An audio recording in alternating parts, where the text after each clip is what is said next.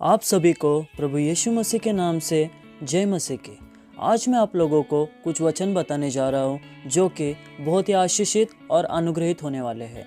वैसे तो पूरी की पूरी बाइबल ही आशीषित और अनुग्रह वाले वचन से भरी हुई है, लेकिन उनमें से कुछ चंद वचनों को लेकर आज मैं आप लोग के बीच में रखने वाला हूँ, जो कि ऐसे वचन है जिसको आप रोज़ पढ़ोगे तो आपका जीवन एक सफलतापूर्वक जीवन हो जाएगा।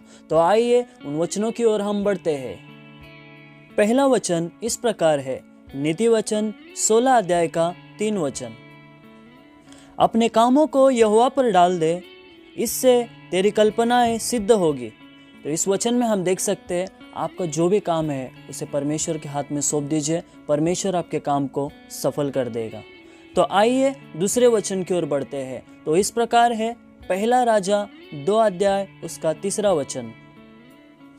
और जो कुछ तेरे परमेश्वर यहोवा ने तुझे सौंपा है उसकी रक्षा करके उसके मार्गों पर चला करना, और जैसे मूसा की व्यवस्था में लिखा है वैसे ही उसकी विधियों तथा आज्ञाओं और नियमों और चितौनियों का पालन करते रहना, जिससे जो कुछ तू करे और जहाँ कहीं तू जाए उसमें तू सफल होएगा।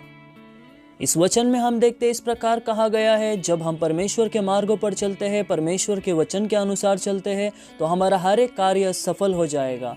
तो आइए हम इसी के साथ तीसरे वचन की ओर बढ़ते हैं, जो कि लूका 16 अध्याय का 10 से लेकर 11 तक हम पढ़ सकते हैं।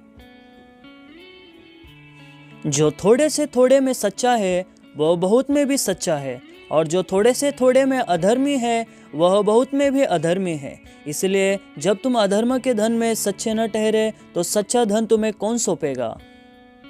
इस वचन के आधार पर हम देख सकते हैं आपका काम चाहे बड़ा हो या छोटा हो, ये मायने नहीं रखता, पर आपका काम सच्चा हो, परमेश्वर यही चाहता है, जिससे कि आपका काम सफल हो जाएगा।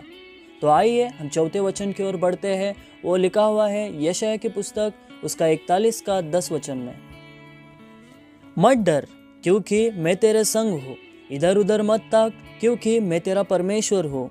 मैं तुझे दृढ़ करूँगा और तेरी सहायता करूँगा, अपने धर्ममय दाहिने हाथ से मैं तुझे संभाले रहूँगा। इस वचन के आधार पर हम देख सकते हैं हमारा जो विश्वास होना चाहिए और किसी पर नहीं, सिर्फ और सिर्फ परमेश्वर पर होना चाहिए। अपने विश्वास में हमको कभी डगमगाना नहीं है, जिससे कि हमारे काम रुक जाए। अगर हमारा पूरा विश्वास प्रभु पर रहता है तो परमेश्वर हमारे हर एक कामों को सफल करता है।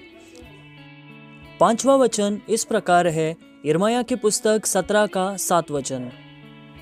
धन्य है वह पुरुष जो यहोवा पर भरोसा रखता है, जिसने परमेश्वर को अपना आधार माना हो।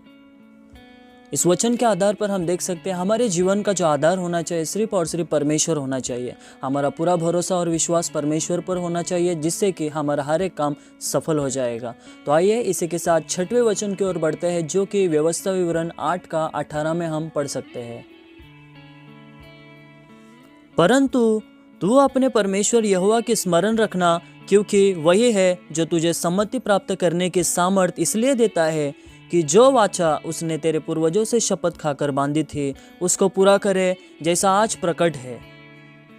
हमारे हर कामों में हम सिर्फ परमेश्वर को स्मरण करें, इससे हमारा हर एक काम सफल हो जाएगा। तो आइए इसी के साथ और एक वचन को हम पढ़ेंगे, जो 7वां वचन है, भजन संहिता 37 का 4 वचन।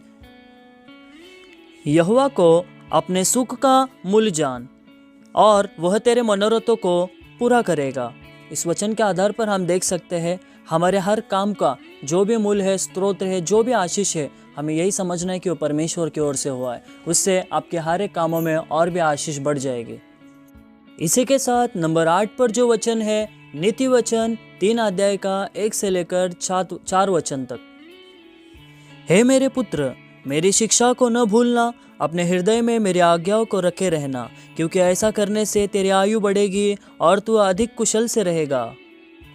कृपा और सच्चाई तुझसे अलग न होने पाए, वरन उनको अपने गले का हार बनाना और अपने हृदय रूपी पट्टियों पर लिखना। तो तू परमेश्वर और मनुष्य दोनों का अनुग्रह पाएगा, तू अति बुद्धिमान होगा। तो यदि आप किसी को हर बातों में आशीषित और अनुग्रहित और परमेश्वर का एक सही व्यक्ति होकर चलना है, तो आपको इन वचनों को पूरा करना पड़ेगा। तो परमेश्वर के साथ ही आप बढ़े। आइए हम लोग एक आखिरी वचन की ओर चलते हैं, 9वां वचन, फिलिपियों 4 का 17 वचन, जो कि शायद आप लोगों ने पढ़ा भी होगा। यह नहीं कि मैं दान चाहता हूँ, परंतु मैं ऐसा फल चाहता हूँ जो तुम्हारे लाभ के लिए बढ़ता जाए। इस वचन के द्वारा हम देख सकते हैं कि परमेश्वर भी हमेशा हमारे आशीष के बारे में सोचता है। तो इसलिए मेरे प्रिय भाई और बहनों, इन वचनों को आप ज़रूर पढ़ें। मैंने आपको 9 वचनों को बताया है, और 10वां वचन कौन सा होना चाहिए वो आप मुझे कमेंट करके बताइए, ताकि वो वचन मैं अगले वीडियो में डाल सकूँगा। तो प्रभु आप सबको इन वचनों के द्वारा, इस वीडियो के द्वारा आशीष करे।